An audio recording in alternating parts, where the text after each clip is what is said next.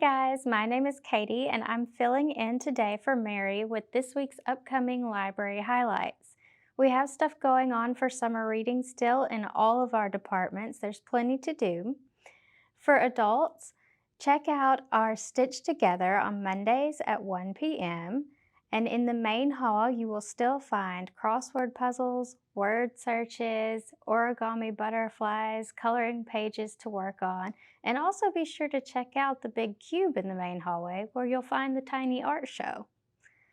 We also have take-home craft kits still available, and you can view the videos for how to make those online. And just as a heads up, for August 2nd, our next Achieve It will be on disability rights. Our teens are super busy as well. They have DIY Mondays coming up from 6 to 8 p.m. On the 17th, we'll be making artist-inspired journal covers.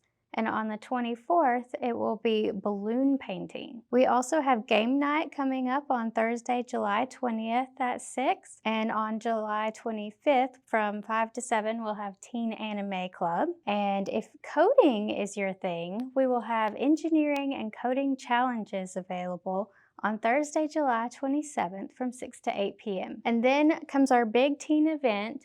On Friday, July 28th from 6 to 10 p.m., we will have the end of summer lock-in. This will require you to register and fill out a permission slip. Of course, our children's department is always having fun.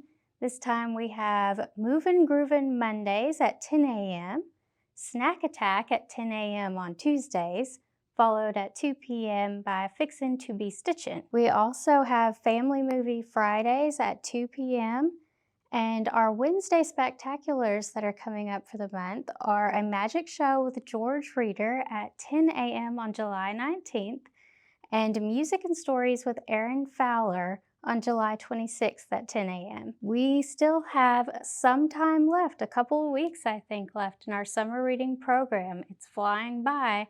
Make sure you get your reading log today. See you next time.